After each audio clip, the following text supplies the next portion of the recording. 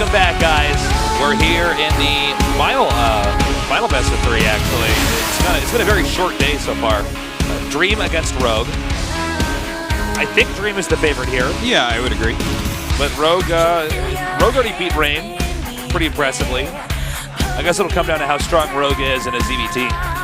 Yeah. I mean, anything could happen today. The results are a little bit different than what we kind of expected coming in. But as we were talking about on the break, when there's like a week or two off, that it gets really hard to say. Like literally nothing StarCraft related happened in Korea last week. So, we don't know who went on vacation with their family, who decided to practice a lot, who has completely revamped certain things, and it gets a little bit harder to figure out exactly where everyone's at. But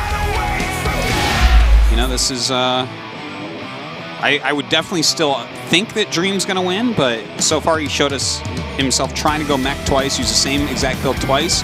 Rogue might be able to use that against him if he doesn't switch it up. Map 1's going to be Foxtrot Labs, then merry-go-round, and if we do go to game number 3, King Sejong Station. All right. Iron Fortress just killing it this season, man. I've seen it like twice. Yeah, that's true. I remember one day we had it as the third map like 3 times, but we never got to the third map. Never got to the third game. It's kind of funny. Might be the greatest map ever made. We'll never know, though. It's funny because sometimes those maps get phased out too, and we just don't know at all. Yeah. Anyways, it's time for our last best of 5. Rogue against Dream here in the GSL round of 16. In the red in the bottom right, he is SK Telecom T1 Dream.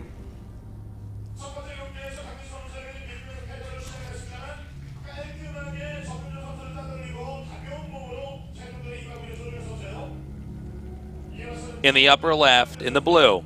He is GNL Green Wings Log. Whoa, his keys look like they were Valentine's Day candies. Yeah. Some really cool ways that you can customize your keyboard. He had no writing on him either, like no letters and stuff. I don't think I would like that, having no letters. I was just on the thinking keycaps, about that. because it's actually funny because I don't think I ever look at my keyboard. Yeah, you think you don't do that, but actually every once in a while, especially you play the keyboard with just your entire left hand, sometimes you do check. Yeah, every now and then the only way I found out that I check every now and then, because it just happens automatically and so quickly, it's like the smallest glance down, was playing in the dark. Because I was playing in the dark and I just happened to not have the light on, and then I realized, oh god, I'm like glancing down, I couldn't see, and it was annoying. So I was like, oh, wow, I still look at the keyboard every now and then. But yeah, I wouldn't. If the keys were blank, I might get dizzy and be like, oh, I don't know where anything is. Thanks for coming down, guys. Hope you're all enjoying out there in the audience today. Pretty full place.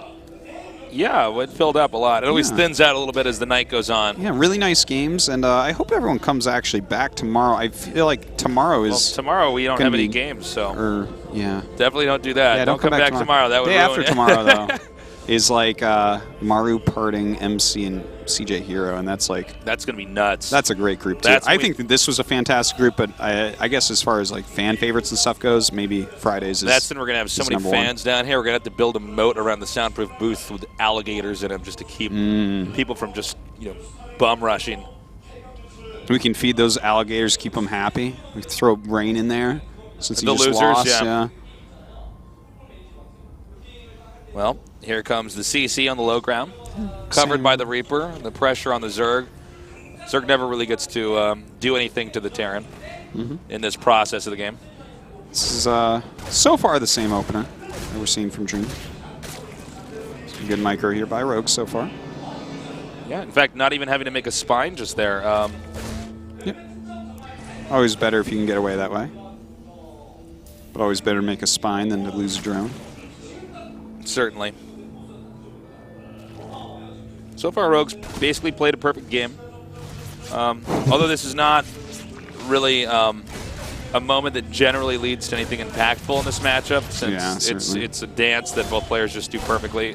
Oh, he's going to get one. Got one. All right. Very nicely done. Earth-shattering. Oh, but the trap. Oh, and in fact, oh, man. If he got one of the Reapers, it would have been worth it to lose the drone, but not the case. And unfortunately, that little Ling sneak around doesn't really slow down the CC like it sometimes does. But I think Rogue probably didn't assume that it would anyways, since Dream has been making 3 Reapers all day. Wonder if Dream's going to mech again here. Well, let's see if he adds that second gas. It doesn't necessarily seal the deal, but could point towards it at least. We do have a little plume of Lings being made here, Tasteless. Actually, a pretty big one. 16 Lings with speed. Yeah. Now, I don't know how effective this is going to be, and how much he's actually going to push forward here. He may just float outside the Terran's base in the hopes that maybe the Reapers and Hellions will move out, and he'll just surround it, crush it. Yeah, I think there's a decent chance. Like, look, first off, if he catches those units, it's huge, and he sees them coming because of his good Overlord spreads. That would be pretty big if he could kill those off. And of course, even if he just got... I think he knows. Even if he just gets the SCVs and mules, that's pretty awesome. How funny is this? Okay, he will get a bunch of SCVs here. Nicely done by Rogue. Those mules aren't completely new, but still. Getting some mules is always nice. Gets a Hellion, he can go right back over here. I don't know if he should do this. Well, I guess it's actually fine. He can hit both locations at once. Some very nice micro there by Dream pulling those back so that the Hellions can guard them a bit. Nice jump up there as well. Really utilizing all his units to the best of his ability here. Rogue off to a very good start. Yeah, really I have to say, I think that was a nice, effective harassment. I would say especially because there was no harassment done to him during that time also, as well. Was right around when that orbital had landed, so he just dropped those mules there. Yeah, they were pretty fresh. Yeah, and you usually drop all those mules at the expansion there that you just took, so that meant all of his mules weren't really used effectively. Well, looks like it's time for a Dream to kind of push forward, see what's going on, check it all out. Going to check for a third base. It's not taken yet. This is actually a very quick Spire build. And I think that this is maybe Rogue trying to catch Dream doing the same build with the Banshees and all. Because if you go 2-base Spire against like a greedy kind of mechish opening, can't be too unhappy with that. But he is actually going Bioplay, which the Lings will get to see. Very nice scouting. I am in shock at how many things are just going perfectly here for Rogue. Now, the real test is there any way Rogue's going to lose this? Because he's had a lot of things handed to him this game. He's also played very well, but I mean, if he had a chance to beat Dream, this would be the game it should have happened in, right? Yeah. I wouldn't give him like a significant advantage right now, especially because I don't think this is the build he wanted to hit. I think he was looking to hit the Banshee follow-up with the Intimech, because then the quick Spire has a lot of potential to do some good damage.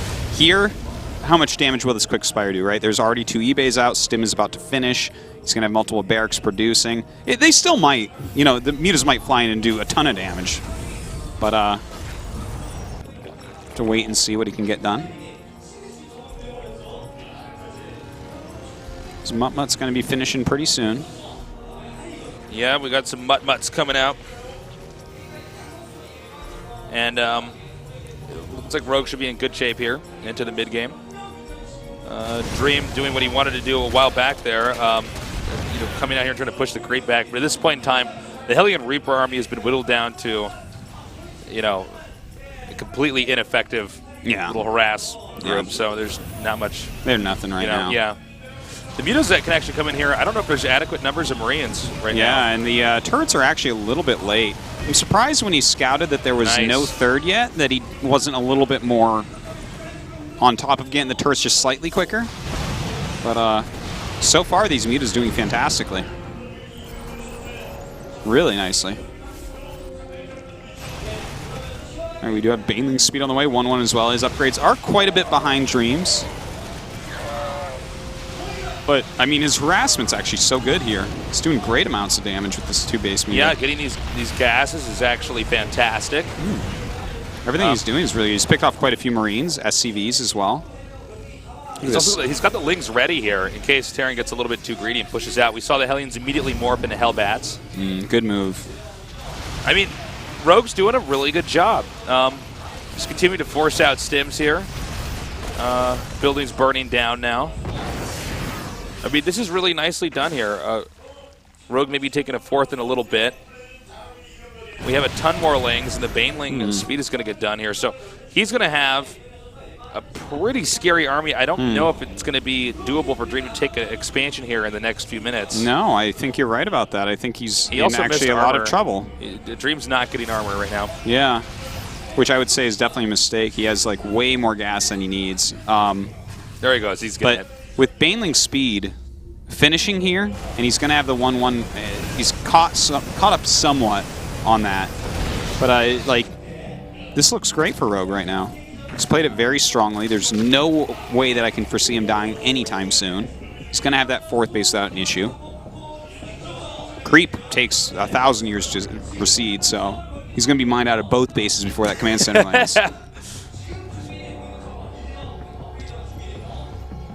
Now, note, neither player actually expanding more towards the center here, which we've seen from time to time on this map. A lot of respect from these two guys. Yeah. You know, really erring on the side of caution. I think there's a chance the Rogue can just shut down this base. Well, actually, that's a pretty good spread, especially with the Widow Mines being That's a lot there. of Banes, though. Look how many Banes that is. Let's see. He's going to go for it. He's coming in now. And that is a lot of Banelings rolling down. The Muta's coming in as well. Some decent spreading, but is it actually enough here? He actually got so much. Yeah, he killed a lot of Marines here. And Rogue's not even done just yet. Yeah. He's actually going to go into the main. This is how you do it, boys and girls. Oh, man. Oh, my God. Well, that's like game. There's no way he's going to lose from here. Oh, well, that's a nice drop, but still. Look at how much he's actually killed off down here. 19 SCVs so far killed. This is just one medvac, so you can definitely pick that off. Looks like he's bringing all of his mutas back to deal with it. In the meantime, Ling's still dealing damage here.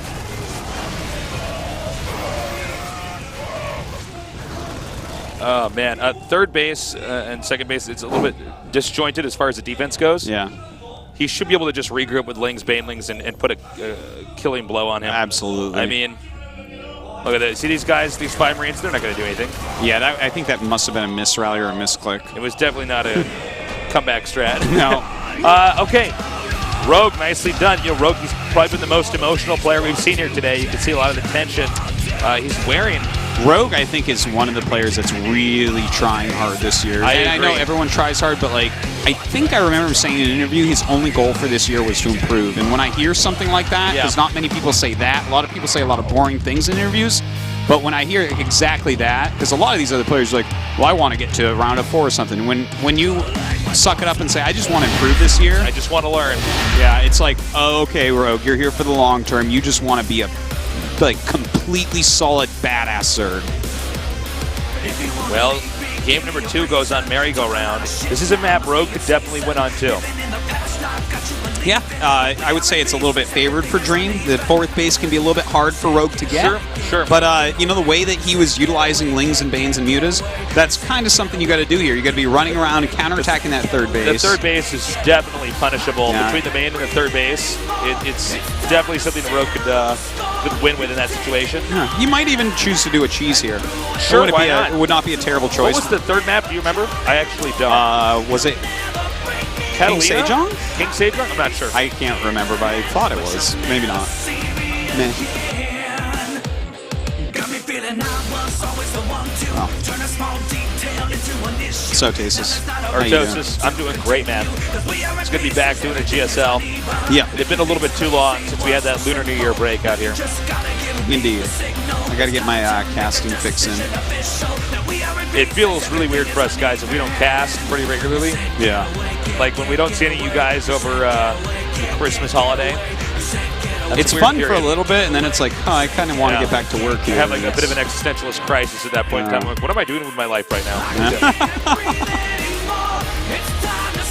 Tasis lives to serve. I do. To serve esports. For the game. What? I can't do my squeaky nerd voice. No, don't got that it. wasn't You it. were always better at that than me.